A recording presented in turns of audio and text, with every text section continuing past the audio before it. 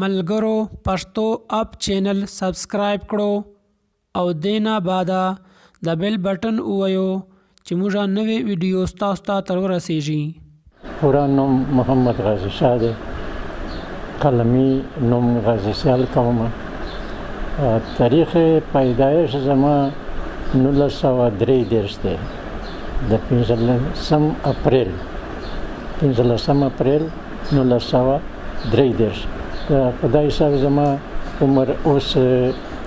86 ته رسېږي. زما تعلق د یو علمي، دینی،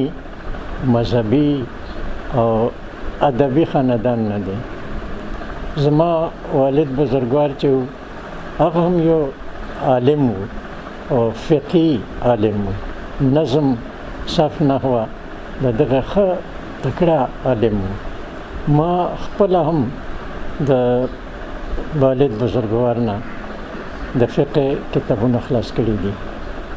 نظم مې ټول چې کوم څومره دي هغه مې د نظم کتابونه هم کړي دي. صرف نحوه علم مې هم تر څه حده حاصل کړی دی. خپله ډېر آزاد طبیعت د وړوکوالي نه ما په ځان باندې پابندي د هېڅ نه ده منلې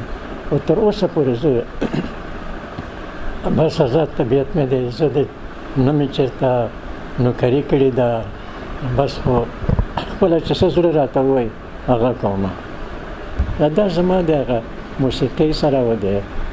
شعر او شاعري سره هغه د جنوني مینه تر حده پورې زه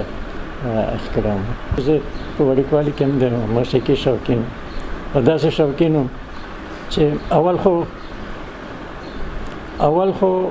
داسې مجلسونه وو د موسیقي شوقین چې په کلو کې به مجلس کې د میداني مجلس ورته ویل، شاعر چې کوم هغه سندرغاړي به هغه به ولاړو او په مجلس کې به ولاړې باندې باجې به هم ورپسې وه. دا قسم هغه د موسیقي کاروبار کې دی. ولیا به دغسې وه چې په حجره کې به ګراموفون بجا غږېده، خلک به ورته ناست وو او دوی به په هغه باندې هغه د موسیقي تنده ماتوله. او زه هم په دغه کې وم چې یو وړوکی وم. زمونږ په ګاونډي کلي کې چېرته ګراموفون بجا غږېده او زما غوږونو ته هغه اواز راغی. زه دلته پټ شوم، لاړم او چې ناست وم د سبزعلي خان هغه سندره ماته یاده داسې په غوږي کې ناست وم چې دا سندره کېده چې ځمکه د مکې به زنګېدله لکه ټال، په شان د زلزلې به خوځېده امردره به. زه لا د دغه سندرې په خوږو کې ډوب وم چې زما تره ناڅاپه حجرې ته راننوته. زه پوه شوم چې اوس په ما سره څه کوي. هغه خو راغی، نور چاته خو څه ویلی نه شم. زه یې د غوږ نه ونیولم او کور ته یې په راښکوره کړو ورسولم. بیا په کور کې راباندې کړې او دومره ډېر یې ودربولم چې دا یې خپله راباندې ستړی شي او چې ستړی شي بیا ما ته بد وکتل، په خورون کې نظر چل. زه تا نه ډم نه جوړوم. خو زه هغه ما کې هغه ضد چې کوم څه د موسیقۍ په شوق کې دومره چې هغه ملا خو خود نشم جوړ چې په موسیقي مې کتابونه هم ولیکل. غازي سیال صاحب خپل رومبې غزل اوس هم په خپل زړه کې خوندي ساتلی دی، په کوم چې ورته د را روان وخت کې د لوی شاعر زیری ورکړی شوی و. ډېره درنه مشاعره، روغ لیونی یم هغه وخت نه په هغه مشاعره کې. بیا زما نوم چې چا ورکړی به یې که نه دا پته ماته نشته، خو د مشاعرې په منځ کې زما نوم چا واخیسته چې هغه کم پیاش دی غازي سیال ته. غازي سیال خو لنګې ترېدل، هغه په ګډه شو که نه، ډېر په مشکله سټیج ته ورسېدل. خو سندره مې شروع کړه، غزل. خلک ما لیونی بولي، ما ته ټول علم جاهل دی، زما د عشق په افسانه کې نوم د یار مې هم شامل دی. دا غزل مې ووایي خو په ترنم سره زموږ اوس خوږ و. هغه دومره غشي شاید چې زما د ترنم اثر و که غزل به دومره ښه وي، خو غزل هم خو هغه زه چې اوس ګورم غزل لا ښه دا زما وړومبی چې زه هغه ته راغلی یم ادبي دنیا ته. بیا چې کله ما دا غزل ختم کړ هغه شه بیا زه طاهر کلچوي سټیج ته وغوښتم. هغه ما باندې هغه لاس کې د په سر و هغې چې بچی ته خو ډېر ښه غزل ده دا خو چې د هغه شي روغ لیوني ته یې کړ چې دا هلک به یو ورځ دغه نه به شعر جوړېږي او داسې شعر به جوړېږي چې یعنې ډېر د فن په حاوي فنکاران به هم ورته ګوته په خوله وي خو دغه داسې شعر جوړېږي ده روغ لیوني ما ته په مشترکه غازي سیال تخلص غواړي هغه وخت زما تخلص نه و غازي به هم صرف بس هغه تخلص ما ته دوی راکړي اولنی فلم پیغله دا فلم د پرستا نورې ګانې مې په حمزه صاحب لیکلي دي او په اعظم مې لیکلي دي او دوې سندرې تا ته پاتې دي هغه مې ته به لیکي ما ورته ویل چې ښه سچویشن داسې و چې پیغله ده او هغه همزولې راغلي دي د کورس په شکل کې هغه سندرې ورته وایي هغه ناوې ته سندرې وایي هغه سندرې د سر ټکي دا دي چې تور ګل د خور د جنې تور نن د هرې پیغلې په زړه بل د مینې اور دی تور ګل د خور دی دا سندره مې وایي کاروان د ژوندانه به همیشه داسې روان وي تر څو چې دا دنیا وي او تر څو چې دا انسان وي ډېره هیټ لاړه اوس راسه دا سندره هیټ ده کاروان د ژوندانه به همیشه داسې روان وي تر څو چې دا دنیا وي او تر څو چې دا انسان وي دا سندره فلم فلاپ شو خو سندرې هیټ شوه بیا هغه ته د فلمي دروازې ما ته په دغه باندې خلاصې شولې چې زه اول فلم مې دغه هغه بیا سندرې خو چې هیټ لړې شي که نه به شعر هم په ما باندې د فلم دروازې هم خلاصې شوې داسې چې زه خپله نه یم تللی دلته به راغلل او دغه ځای نه به منه هغه کوله او سندره به مې پاسته لیکله اول کتاب مې د سن 78 کې مې چاپ کړی دی ژوند د ښکلا ورپسې مې د هغه باندې مې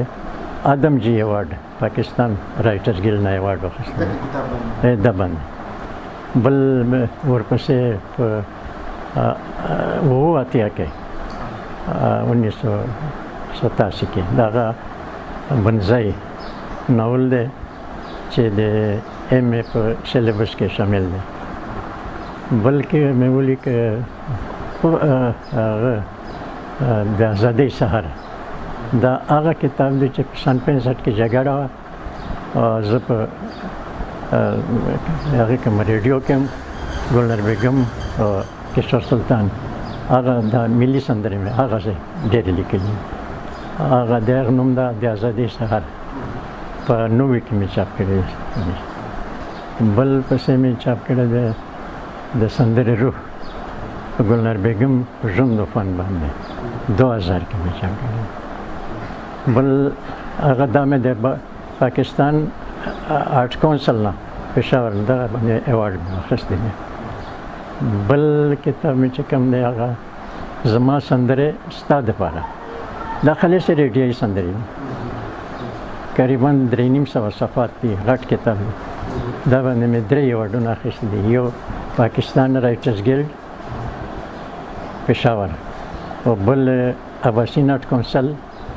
او بل اکیډمي ادبیات پاکستان اسلام آباد دا 3 ایوارډونه مې په دا باندې اخیستي بیا ورپسې مې منګرۍ ناول لیکل منګرۍ هغه باندې مې خیبر پښتونخوا ایوارډ اخیستی دی هغه ناول دی بل مې بیا ناول ولیکه کشماله یو داسې ناول دی چې د ان جی او و دا دی هغه تضاد سره دی روایتي ښځې او د هغه کې چې ماډرن په دا موضوع باندې مې لیکلی دی بیا مې ورپسې ولیکه حرفونه خبرې کوي مارکیټ ته چې کوم چاپ کتابونه دي هغه 15 دي یو پروت دی په هغه کې هغه چاپ ته تیار دی پرېس کې 14 دی د دې سره په ادبي دنیا کې د سندرو بابا په نامه یاد غازي سیال صاحب لا الله تعالی ډیر خوږ او پرسوز اواز هم ورکړی دی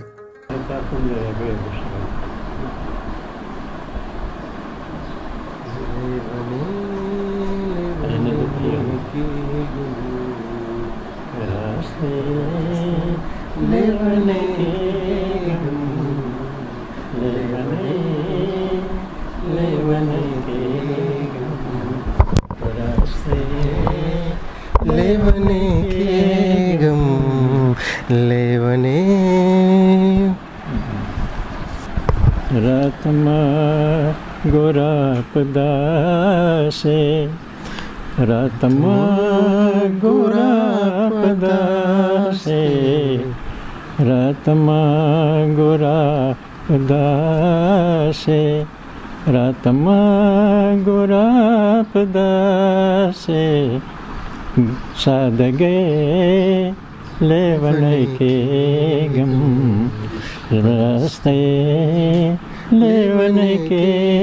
गम लेवने लेवन के गम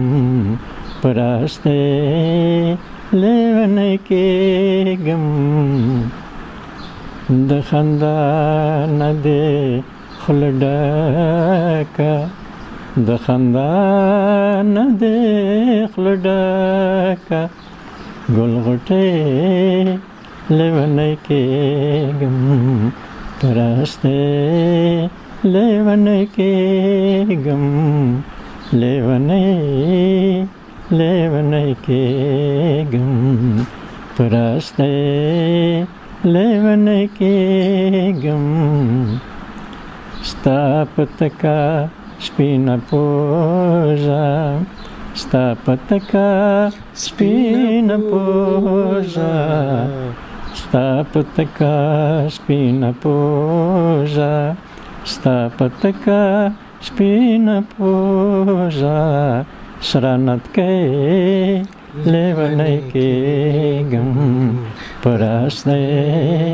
लेवन के गम लसदा हुसन दिजारशम लसदा हुसन दिजारशम गरसने लेवन के गम परास्ते लेवन के गम लेवने यो नजर तयम लेवाला यो नजर तयम लेवाला वजने लेवन के गम परास्ते लेवन के गम लेवने पातिस्याल नयम दस्यालो पातिस्याल नयम दस्यालो दस्याले लेवन के गम परास्ते लेवन के गम लेवने लेवन के गम परास्ते लेवन के गम